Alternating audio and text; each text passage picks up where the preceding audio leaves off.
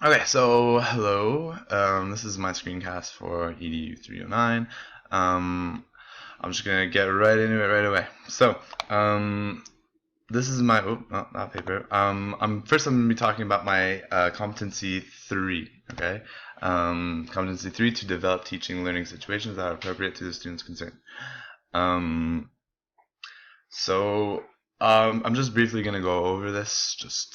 Um, as you can see on my screen here is my first lesson that I did with the grade sixes, and this lesson was far too complex for the level of uh, their linguistic ability. I had way too much vocabulary. They hadn't even seen the past tense at all. My AT said that they don't even see the past tense pretty much until they get to high school. But she asked me to teach it later on. But yeah, just the past tense. There's just so much like I tried to underline some vocabulary that I thought that they would be able to like look up or deduce from from the paragraph that was written or like the context basically. But it was very difficult for them. It took a while to read all of this. It took maybe like 20 minutes just to figure out what the whole thing I wrote. If you look down here, the reading comprehension questions went well. What was the color of the truck? Well, obviously it wasn't printed in color, but anyways, they were able to do these. They were able to do these reading comprehension questions very well. And the mix and match down here also went pretty well. But the part of the lesson that didn't go so well was just the reading. Like I said, I had them reading it one by one, and it was just so difficult for them. They didn't understand half the words. Some of the stronger students did, obviously, but the weaker students just had no idea. Um, and if I could just move on and show some development here, here's another lesson I did on the past tense. Okay, and if you can see here, I changed the format of how I was approaching vocabulary. Okay, so instead of writing a paragraph and having them, you know, just read the paragraph and conjugate the infinitive verb to the simple past in the following sentences, I had it like one by one like this, and I think that was a lot more simple than reading an entire paragraph. For them, I think they liked it a lot better. It took them way less time to do this. Um, so yeah, moving on. And I just wanted to also talk about this lesson plan here, the Three Little Monkeys. And this is where I really thought I had developed this competency because, um, sorry, uh, I was able to really develop a pattern with my grade ones, and I think that's why I taught them the most effectively. I would invite them into the classroom. I would check their TV sheets. Sometimes they're allowed to have snacks. I let that happen. We would have some sort of discussion. I would ask them what they ate for lunch or breakfast, what they did this weekend, what their favorite sports are. Just to get to know them a lot, and they like that part. And then I would go on to flashcards. I would read them a story. I would put on a song usually, or try and sing them a song. And then the last few minutes of class, we would work on a worksheet. It would be like coloring or some vocabulary, and then clean up and line up for the recess or whatever was going on. I liked this structure. That's how I developed this competency. The key feature anticipates obstacles to learning posed by the content. This is how I developed this myself. With my AT self, obviously, but I thought this method was way more effective than the methods I was using here. Because here I would start class, I would just get right into this, read this, and then have them complete the task here, and it wasn't really as fluid maybe as with the grade ones. Like I didn't have a video to show. I had some presentation. I presented some material, and I was interacting as much as I could with them, but it wasn't as effective, I find, as what I did with the grade ones. Another key feature that I used, I based the selection and content of my teaching sequences on data drawn from the recent pedagogical research. Of course, because when I saw they weren't able to do this, I made it simpler for them, and I put it into the where is it now? Yeah, I put it into just simple sentences instead. So yeah, those are the two key features that I thought were the best for that. Moving on to competency 5, to evaluate student progress in learning the subject content and mastering the related competencies. For this competency, what I thought was a really effective form of communication between me and the students was these exit cards right here. So I had exit cards feedback. I did it for most of the classes. I did it for the first 3 classes, but afterwards it just became time consuming and students were just repeating the same things over and over. But it was really good at the beginning of the classes to get it rolling and to get like some sort of relationship with the students. You know, some of them didn't really understand, but a lot of good feedback from this. Like, you know, there's some irrelevant feedback, a lot of it. I told them that wasn't okay, that for next class I wanted some professional feedback, and it worked. It really worked really well. And I was able to give them feedback based on what I thought also. So I really was able to connect with my students that way. I guess it would be the key feature for this one would be gather information from students and engage them in the learning situation in order to identify their strengths and weaknesses, as well as my strengths and weaknesses, and to review and adapt my teaching accordingly. So I was able to see what they liked. They liked the body part song, so I kept that going. Some of them liked the crossword, and I was able to just, you know, keep that pattern going and kept doing what they like and what I like. So, and the students really like that too. At first they didn't understand. They're like, oh, what are we writing down? But afterwards they were able to say what they liked about the lesson and what they didn't understand. Right. Okay, so that was good. Moving on. Okay, competency 8 uses ICTs to integrate information and communication technologies. For this competency, one of the features that I liked the most was this ESL body part song.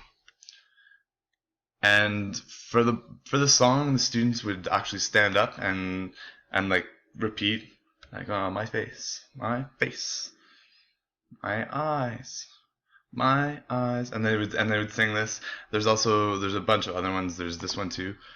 These are amazing videos that the kids loved, and it made me think like, wow, I should like try and start making some of these videos. They're so good.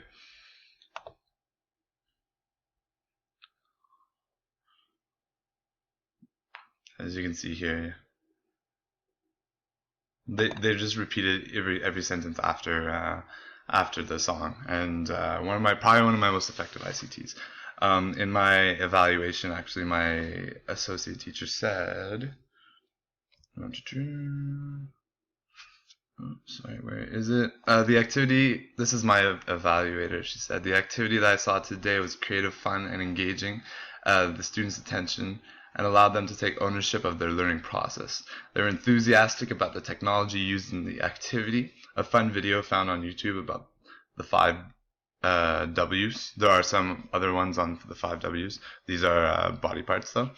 That's both active and visual. So that's what stimulated them the most, was the activity that these videos made, and the visuals that are there to help. Yeah, so that was what my evaluator said about it. My supervisor, sorry. And my AT, she was also very impressed with my ability to find all these resources online, and she actually said that she would use them in her classroom. So I was pretty proud of how I used the ICTs. Great. So moving on to competency 11, engages in professional development individually and with others. Alright, so for this competency, basically I'm just going to, I'll go over the key features first. Reflect on his or her reflective analysis. I did this through the learning logs, just the learning logs right here. The learning logs really, I thought, allowed me to reflect on my lessons that I was teaching and say what I could do better and say what worked well. A lot of times in my learning logs, I didn't put many positives because I wanted to do lessons that I wanted to improve, and a lot of lessons that I taught, they were there was something else going on. Like, so for this one in particular, there was a bullying incident in the middle of class. So it really brought the whole class down. I wasn't able to put a positive, really. The positive I put was I noticed that there was bullying going on, and I just didn't come away from that class feeling very positive about, like, that the students learned much, because that moment of bullying just ruined it, but it just affected the class so much, and they were really sidetracked after that. Um, I'm just gonna also I'll go quote my AT actually. Another beautiful ability Shane has is that most of the time he searches for the reasons he encountered problems or obstacles. For example, he questioned his choice of clothing during a day that he had much difficulty with many of his groups. That's what I did. I was just wearing casual clothing, and I think that one day just the students just looked at me as I was too casual, and took advantage of that, and tested me a lot that day. Um, Usually I would wear just like a button-up shirt and tuck my pants in or something and wear a belt. But that day I hadn't, and I think they might have just seen me as more casual. It was also the last week of my practicum. Maybe that had an effect on it too. But but yeah. Moving on, another point I wanted to point out about this competency was okay, so now we're getting into competency 12, to demonstrate ethical and responsible professional behavior in the performance of his or her duties. So just the key features here: understands the values underlying his or her teaching, respects the confidential nature of certain aspects of his or her work, and avoids any form of discrimination towards students, parents, or colleagues. What I wanted to mention here was that in my lesson plan that I sent to my evaluator, I kept the names of my students confidential. So right here I say one student in the class O wets her pants frequently, so I make sure she goes to the bathroom prior to the lesson. And I'll do the same thing with this T person. My evaluator is super happy with how I was approaching the confidential aspect of the job. She says, quote, "He does not reveal confidential information concerning colleagues or students. He recognizes the cooperative effort is essential between all members of the staff, and he always manifests a positive attitude when he is in school." So that's how I approach that competency. I understand that there is confidential information that you can't share with people. Like, it's a professional environment that you have to keep.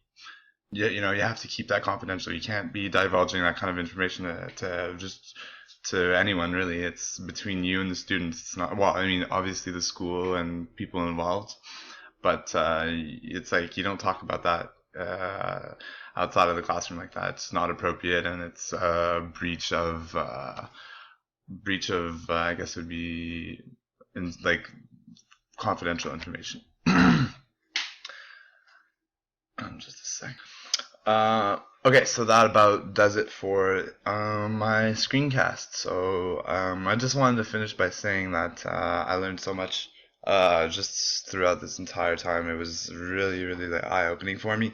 I was able to see, like, and having 2 schools and 13 groups challenged my organizational skills a lot. That's one of the things I think I had to work on the most. If I do end up becoming a specialist, like my AT was, that's what I would have to work on the most, is organization, because I had 13 groups and 2 schools. So it's a lot of running around. It's a lot of moving, and like in one of the schools I had 9 classes, I think, and I had to move from class to class with a trolley. And it took a lot of, like, organization is not my forte at all. And if I wanted to continue in this field, I think I'd have to continue to improve that. I'm using strategies, like I bought folders and stuff to classify all my information, and I bought a bag actually to keep my folders in. I bought baskets to keep different kinds of information in, but it's still an ongoing process that I have to work on. But overall, great experience, and I would do it again in a heartbeat. So yeah, that about does it for this. Have a good time.